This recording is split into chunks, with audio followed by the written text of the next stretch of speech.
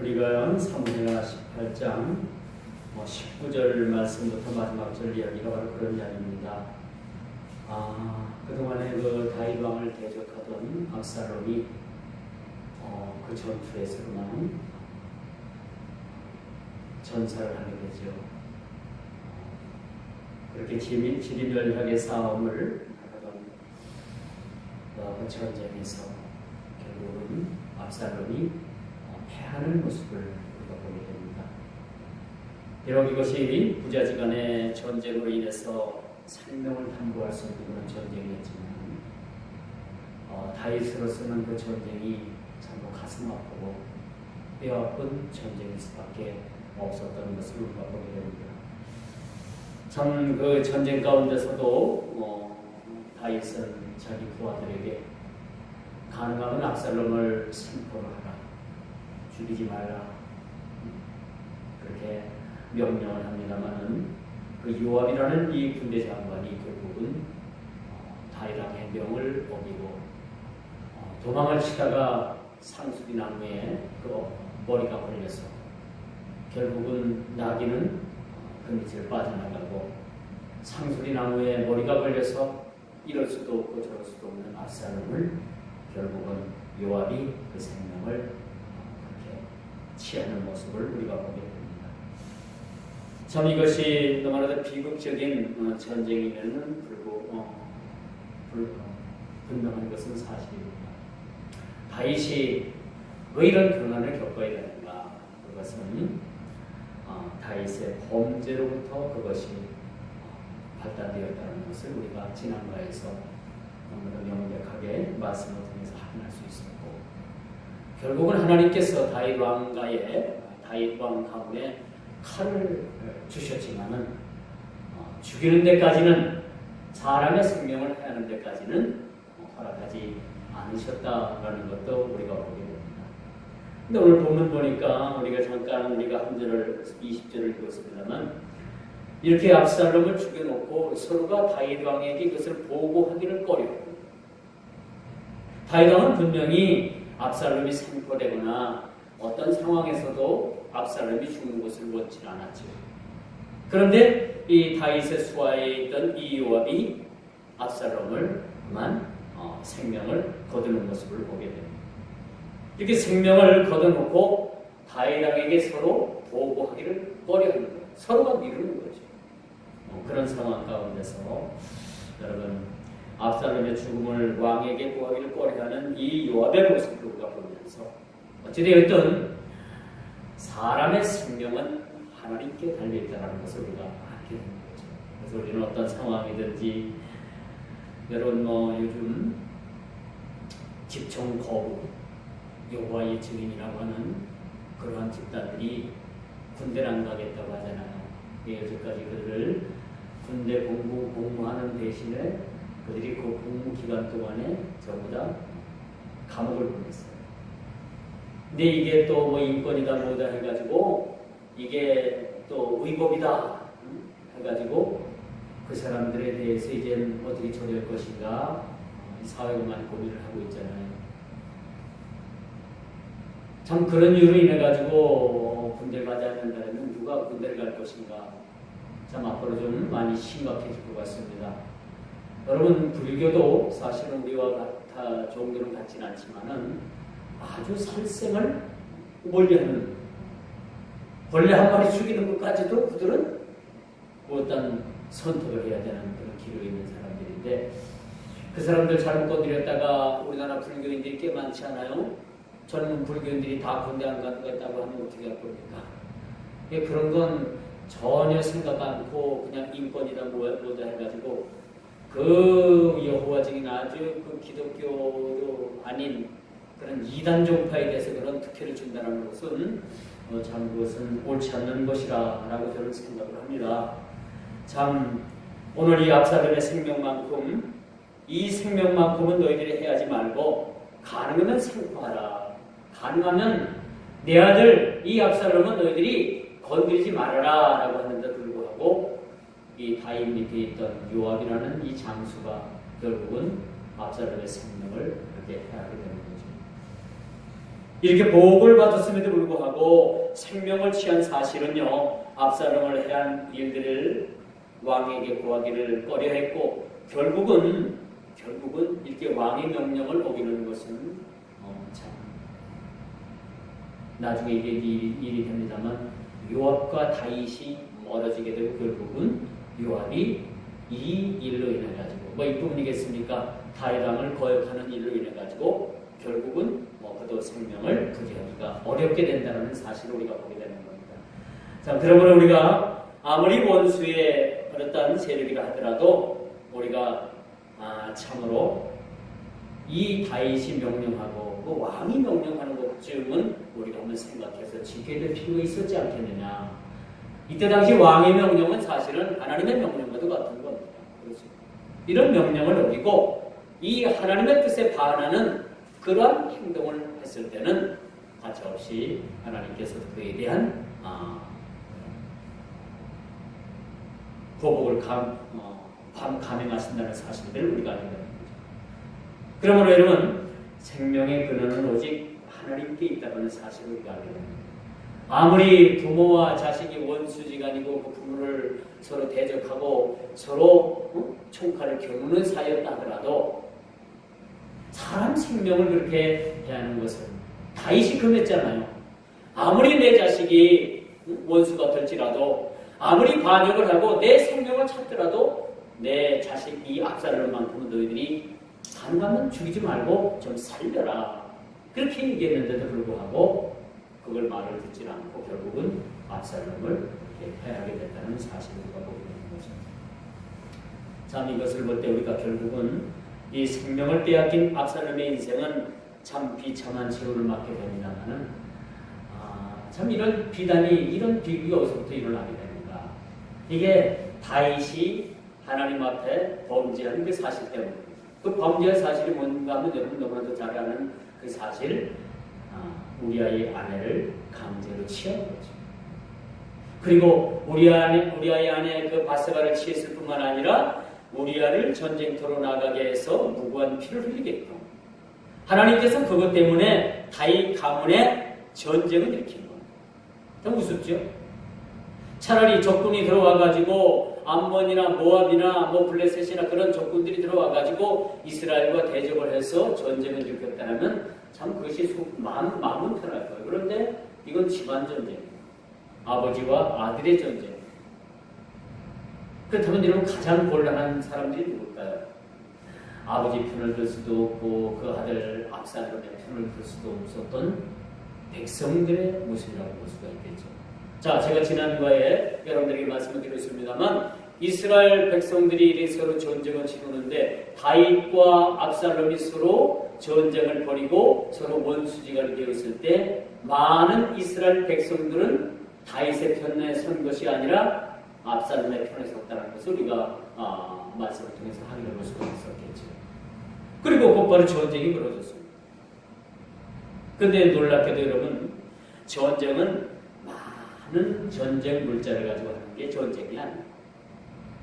전쟁은 많은 군대를 가지고 전쟁을 하는 것이 아니라는 것을 우리가 18장 19절 이전에서 우리가 볼 수가 있겠죠. 소수의 군대를 스풀로 그 많은 군대를 이끌어 들여가지고 소수의 군대로 많은 군대를 물리치는 모습을 우리가 보게 되는 것입니다. 이걸 볼 때는 전쟁의 승패는 우리 사람에게 있는 것이 아니라 하나님 편에 있다는 것을 우리가 알게 되는 거죠. 비록 다윗과 압살롬이 전쟁을 치르고 있었지만은 하나님은 누구의 편이었느냐? 아버지 다윗 편이라는 사실을 우리가 알게 됩니다.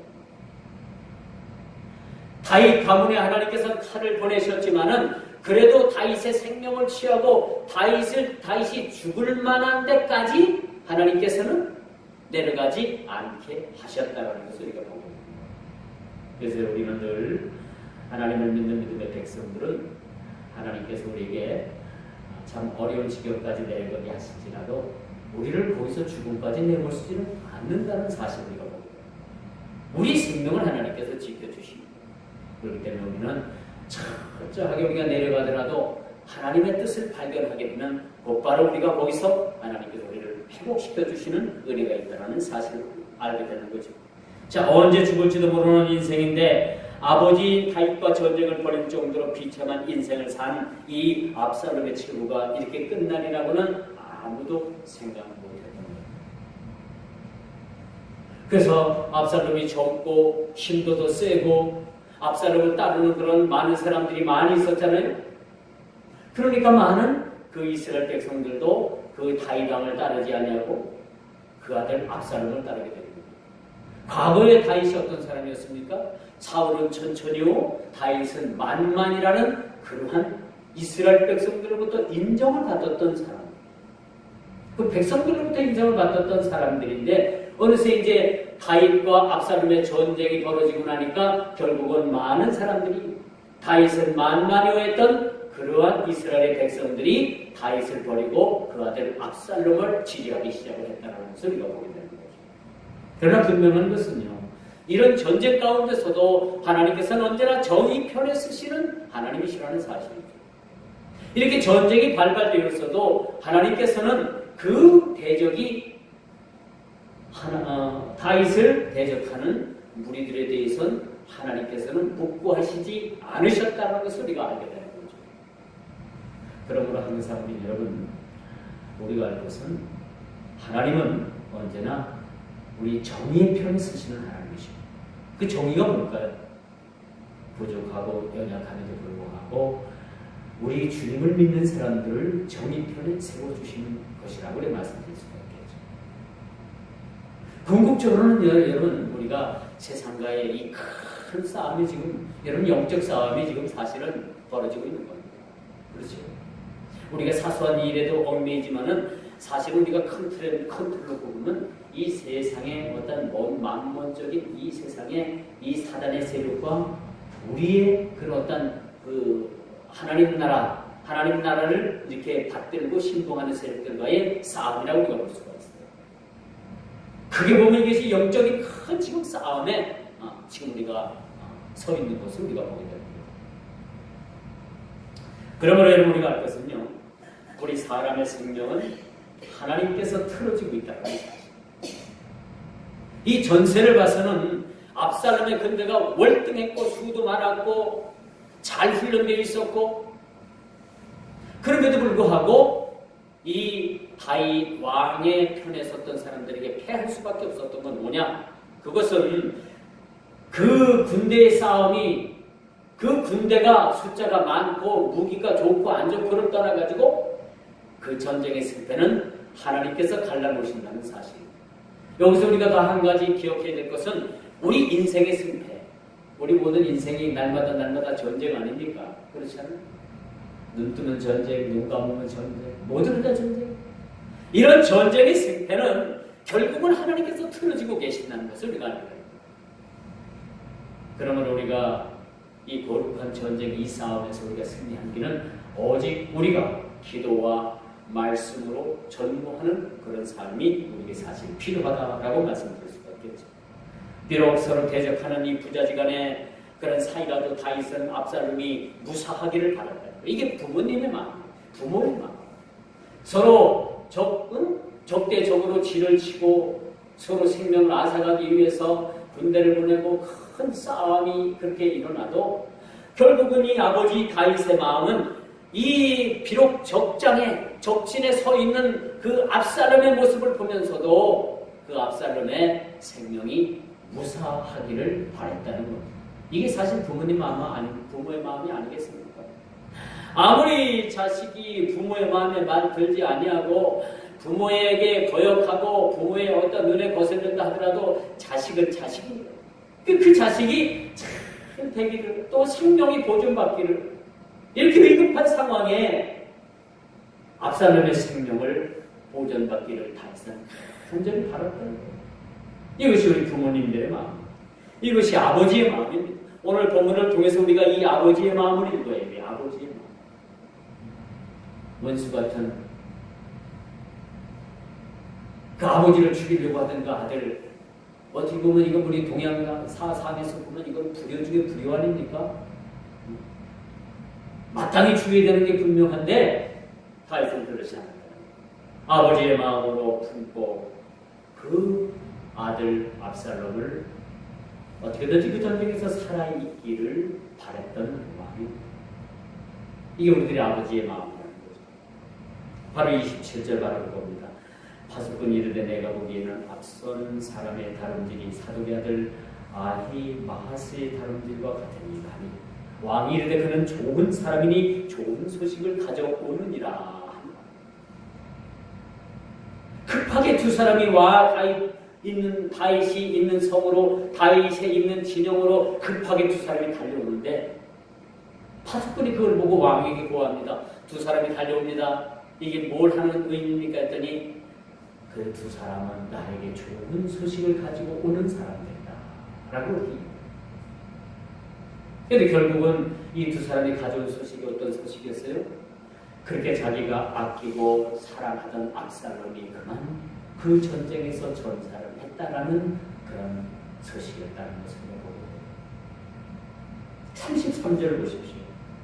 33절을 보게 되면 압살롬이 이 소식을 듣고서 올라가서 심히 통곡했더라.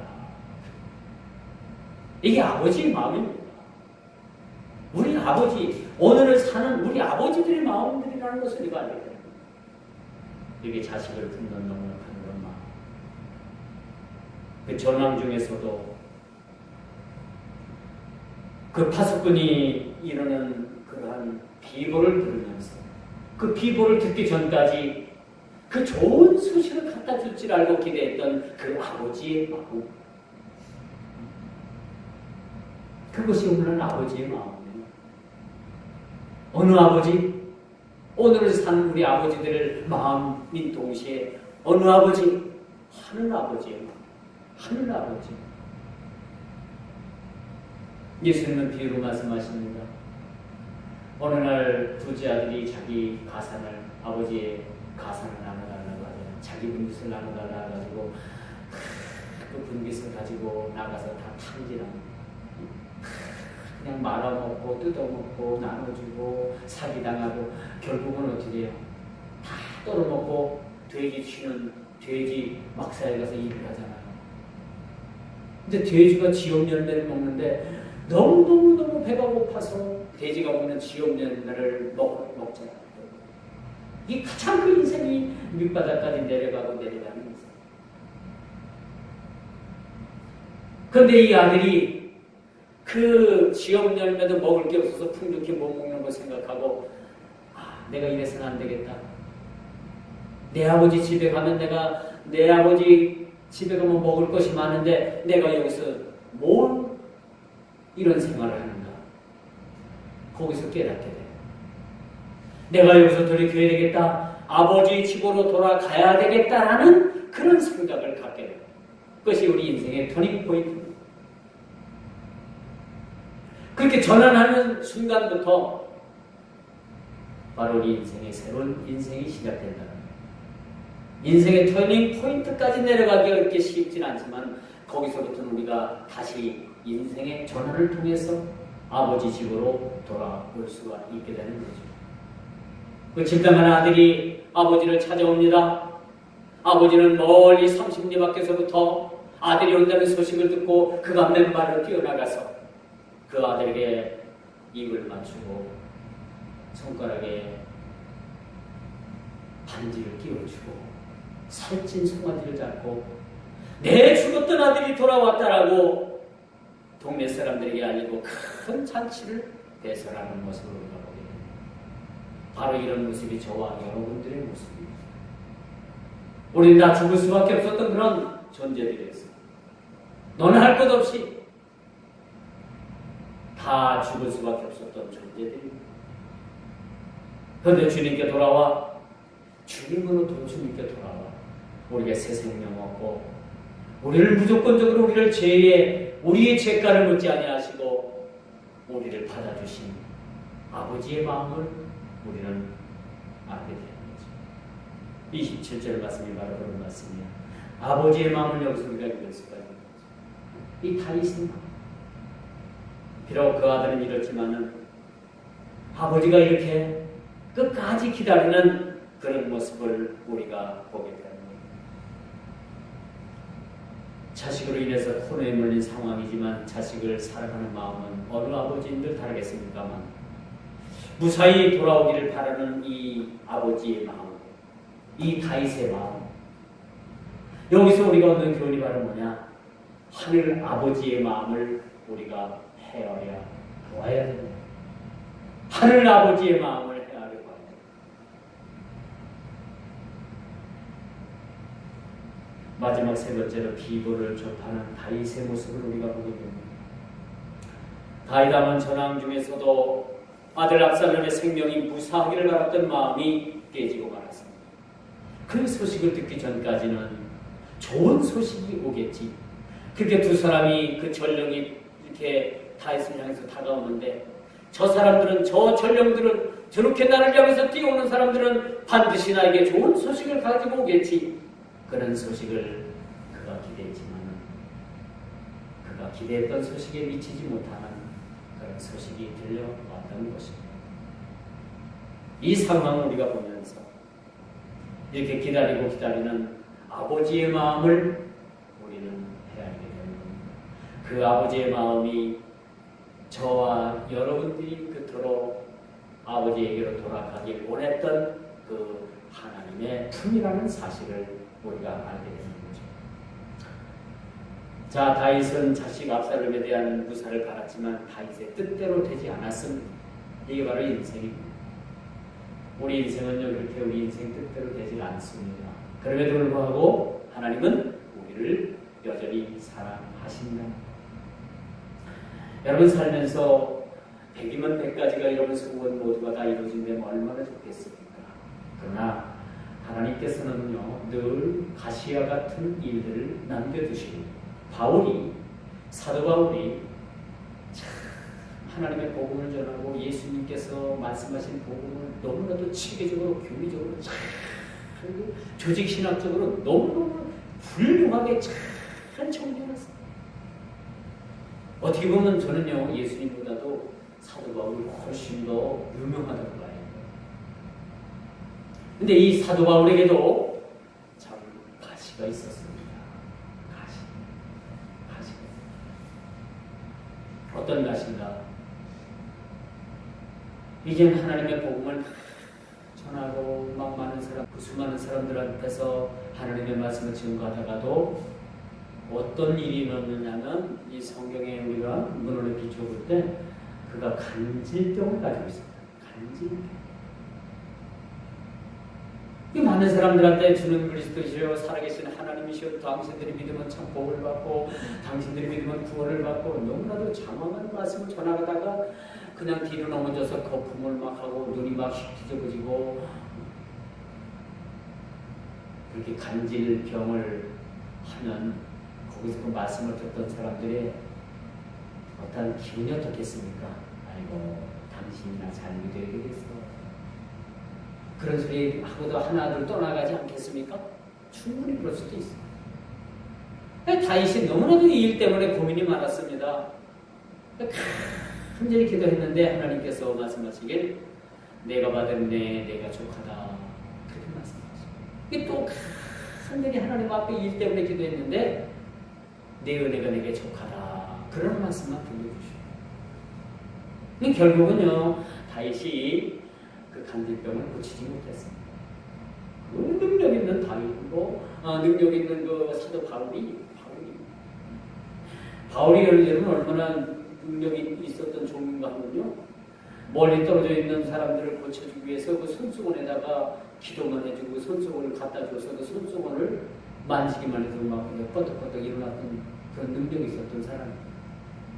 그런데도 불구하고 자기가 가지고 있는 최대의 그 핸디캡, 취약점, 참 그거 고쳐주셨으면 참 복음 전하는데 더 유익했을 텐데 하나님께 그것 때문에 기도했는데 결국 그것을 기도를 하나님께서 안 들어주시더라는 얘기예요.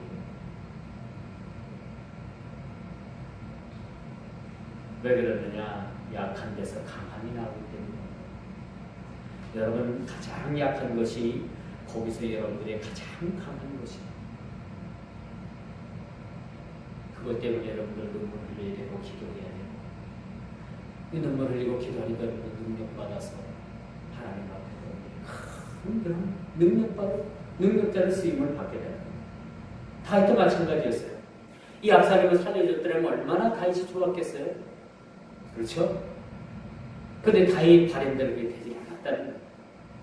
다윗의 수하 장수들로부터 충분히 그들이 내 아들 압살롬만큼은 죽이지 말라라는 그런 명령을 숙지했음에도 불구하고 그 아들을 죽였다는 거예요. 다윗은 여기서 33절에 하나님께 올라가서 다 걷어치우고 하나님께 올라가서 통곡을 하죠.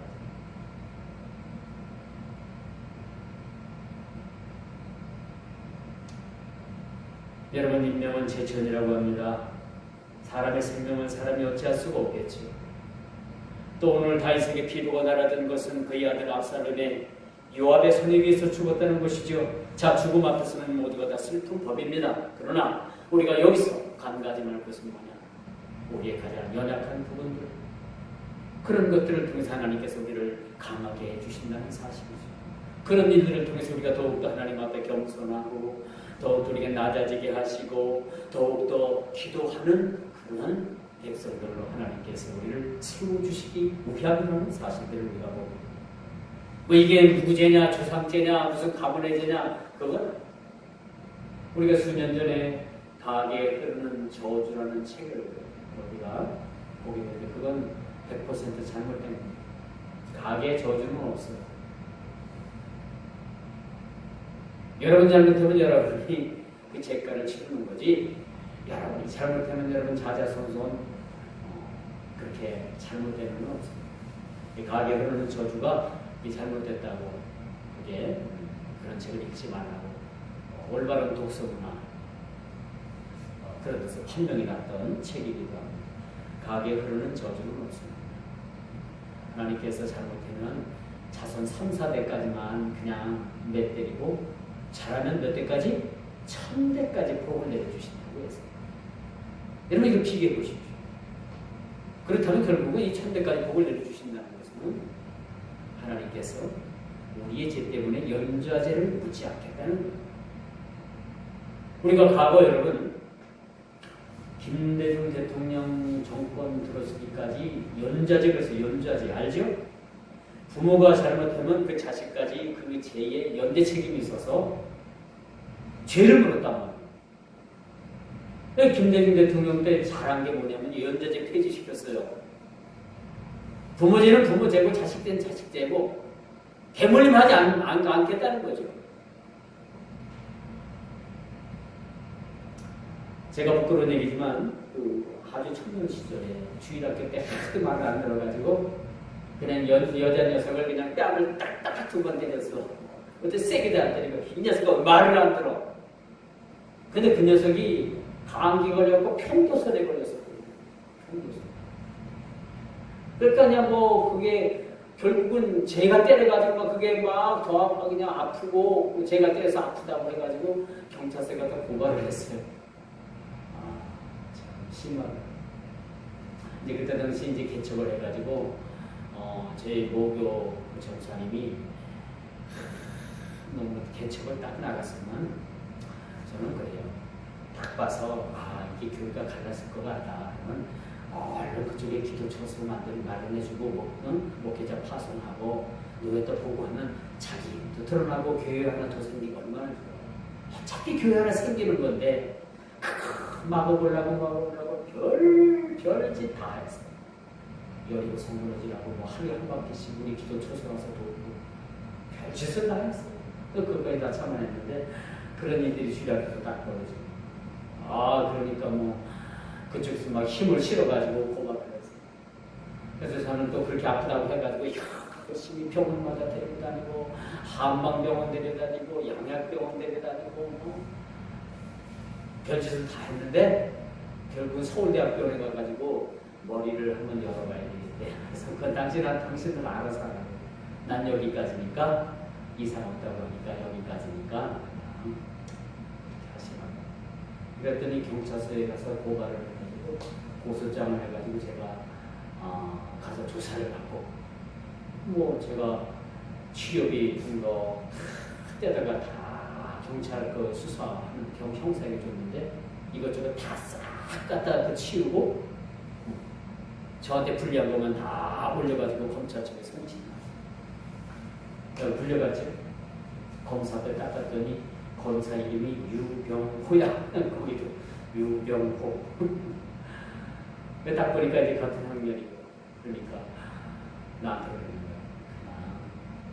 저 사람들 안 됐으니까 그냥 몇 푼 돈 주고 그냥 해결하지. 나한테 그러는 거야. 아유, 저는 억울해서 그렇게 못하겠다고. 여태까지 제가 해달라는 거 다 해주고 약 먹겠다고 해서 약 먹게 하고 한방병원 가서 한방병원 한다고 뭐 근데 서울대학병원 가서 그렇게 한다고 하길래 그거 내가 못 해주겠다고 하니까 이렇게 됐다고 하니까 그 담당 검사가 그러지 말고 그냥 몇 푼 줘서 요구만 하라고.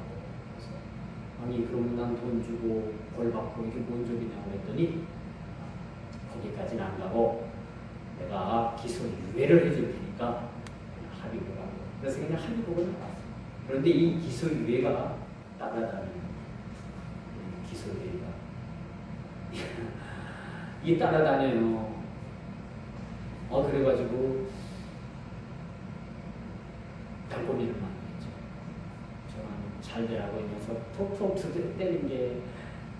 그래서 나중에 그 김대중 정부 때 와가지고 싹 가게 말수가 되더라고요. 기소 유예가 말수가 되더라고. 참 그런 적도 좀 있어요. 그래서 그때부터는 이게 참 세상이 이렇구나. 그래서 인생 공부를 많이 하고 돈도 많이 까먹었어요. 그때 당시 100만 원이 넘었어요. 병원 만나서 병원 주고. 그래서 담당 검사가 20만 원 줘. 그래가지고 그 자리에서 20만 원 탁 해서 줬죠. 그때 제가 좀 잘 나갈 때요. 잘 나갈 때. 그래서 소 새끼 한 마리 하는 것도 200만 원, 300만 원 탁 떨어지니까 소 한 마리, 송아지 8만 원, 몇백만 원 수중에 딱 들어오니까 그렇게 또 괜찮을 텐데. 그래가지고 그냥 무마시키고 말았습니다. 그렇게 끝났어요.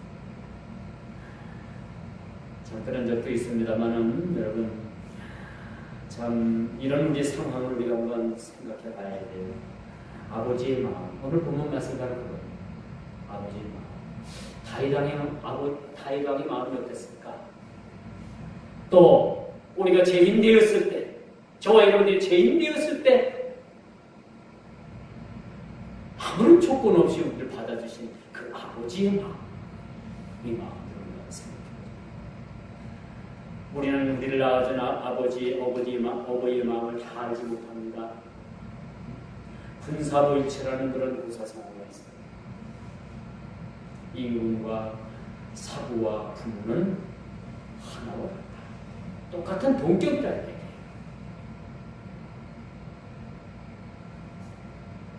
이만큼 부모의 위치는 임금과 스승의 자리와도 같은 위치라고 합니다. 부모된 입장에서도 자녀가 자신처럼 귀한 존재이기도 하지만 합니다. 비록 압살롬이 다윗을 배반했지만 아버지 다윗은 압살롬을 미워할 수가 없었죠. 마치 집 나간 둘째 아들을 기다리는 것, 아버지의 마음으로 그 압살롬을 기다리고. 그런데 그 전쟁을 통해 그 사랑하는 아들이 전사했다라는 비유를 듣게 됩니다.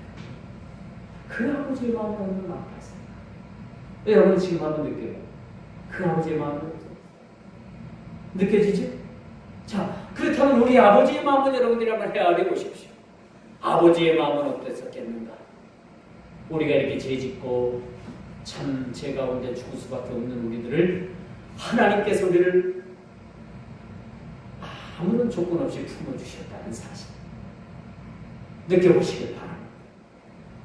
원수의 사이를 뛰어넘는 사랑을 보여주신 그 하나님의 사랑, 그 아버지의 마음, 예수님의 사랑을 흠씬 우리는 느끼게 하는 거죠. 자, 다윗과 그 아들 압살롬의 관계를 재조를 하면서 그리스도의 사랑을 우리가 무한히 이 시간도 한번 깨달아 보고 느껴보는 시간들이 되기를 주의 이름으로 축원드리겠습니다. 기도합니다.